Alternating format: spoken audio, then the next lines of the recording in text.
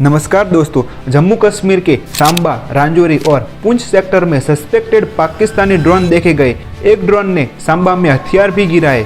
On Sunday evening, Indian forces detected movement of suspected drones along the international border and line of control in Jammu and Kashmir. इसके अलावा जम्मू में एक satellite phone भी on हुआ और जैश-ए-मोहम्मद का एक ऑडियो भी सामने आया। ये एक नहीं है, ये दो नहीं है, ये 100 नहीं है, ये 300 नहीं है, ये 1000 नहीं है। तादाद बता दूं तो कल दुनिया के मीडिया पर शोर मच जाएगा। ऑस्ट्रेलिया ने अपने सिटीजन्स को ईरान छोड़ने को बोल दिया है। रशिया ने भी अपने सिटीजन्स और डिप्लोमेट्स को इजराइल से निकलने के लिए बोल दिया है। ये सब सिर्फ कोइंसिडेंट नहीं हो सकता। पहले सिम्पसन्स जैसे कार्टून का फ्यूचर प्रेडिक्ट करना, फिर उसके बाद मजाक में लोगों तक ये बात पहुंचाना कि 2026 में कुछ होने वाला है।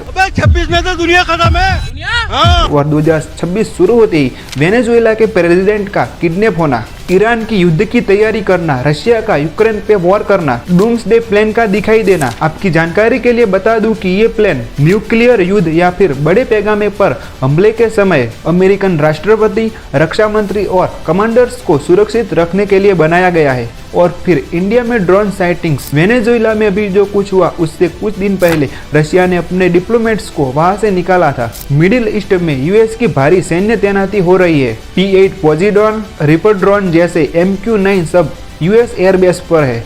ये सब नॉर्मल नहीं है। ईरान का ग्लोबल इंटरनेट एक्सेस बंद करना, भयंकर का प्रोटेस्ट करना और फिर ट्रम्प का ट्वीट करना कि we are locked and loaded. शायद अगले कुछ घंटे या फिर दिनों में यूएस और इजराइल मिलके ईरान पे अटैक की तैयारी कर सकता है। और अगर ऐसा हुआ तो रशिया उन्हें जवाब देने जरूर आएगा, क्योंकि यूएस रशिया टेंशन अभी ऑलरेडी बहुत पड़ा हुआ है। और अभी यूएस ने रशिया के सेक्शन वर्ल्ड्स टैंकर्स भी सीज कर लिए थे। और उधर चाइना ताइवान पे पूरी नजर रखे हुए है। और बांग्लादेश में हिंदुओं के साथ जो हो रहा है वो अलग। क्या ये सब सिर्फ एक कोइंसिडेंस हो सकता है या फिर वर्ल्ड वॉर 3 की तैयारी?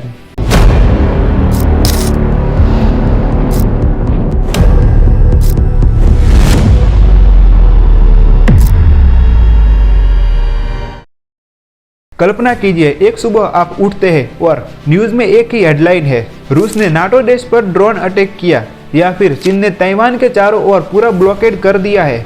और अगले कुछ घंटों में आपके शहर में पेट्रोल 300 रुपये लीटर हो जाता है और इंटरनेट बंद हो जाता है और सरकार इमरजेंसी घोषित कर देती है।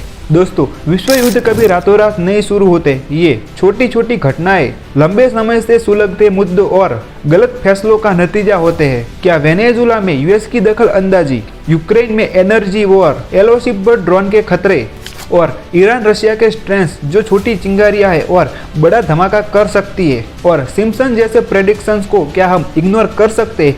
आइए एक एक करके समझते हैं। सबसे पहले वेनेजुएला के कैप्चर को देखिए। ये अमेरिका का क्लियर ऑयल कंट्रोल मूव है। वेनेजुएला के पास दुनिया के सबसे बड़े ऑयल रिजर्वर्स है, 300 बिलियन बैरल से भी ज्यादा। ट्रंप ने साफ साफ कहा है कि अब अमेरिकन कंपनियां वहां जाएगी, इंफ्रास्ट्रक्चर ठीक करेगी और फिर पैसे कमाएगी और कुछ रिफंड अमेरिका को भी मिलेगा। लेकिन दोस्तों याद रखिए कि चीन और रूस वेनेजुएला के बड़े इलाइजिन है।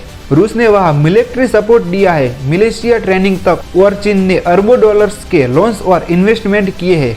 क्या वो चुप बैठेंगे अगर रूस और चीन रिटेलिएट करते हैं, जैसे साइबर अटैक यूएस इंफ्रास्ट्रक्चर पर या फिर इनडायरेक्ट सपोर्ट वेनेजुएला रेजिस्टेंस को? तो अमेरिका, चीन और रूस ट्रायंगल में बड़ा टकराव हो सकता है। क्या ये अमेरिका की हरकत रूस को यूक्रेन में और आक्रामक बना रही है? अब यूक्रेन में रूस के एनर्जी अटैक्स, ये विंटर वी अपोजिशन का परफेक्ट उदाहरण है। 200 प्लस ड्रोन्स और मिसाइल से ग्रिड को तबाह करना, ब्लैकआउट पैदा करना, ये सब सिर्फ मिलिट्री टैक्टिक नहीं बल्कि नाटो को डायरेक्ट चैलेंज है। रूस जानता है कि सर्दियों में यूक्रेन की जनता टूट सकती है और नाटो सपोर्ट को ये कमजोर कर सकता है। लेकिन दोस्तों कनेक्शन देखिए, वेनेजुएला में अमेरिका का मूव रूस को डिस्ट्रैक्ट करने का तरीका हो सकता है, या रूस अमेरिका को जवाब देने के लिए यूक्रेन में तेजी ला रहा है। अगर नाटो ज्यादा इन्वोक हो गया, जैसे ग्राउंड ट्रूप्स या एयर स्ट्राइक्स तो रूस न्यूक्लियर थ्रेट्स को रियलिटी बना सकता है। ईरान रूस को ड्रोन सप्लाई कर रहा है। अगर ईरान के प्रोटेस्ट से रेजिम गिरा तो रूस का सपोर्ट चेन प्रभावित हो सकता है।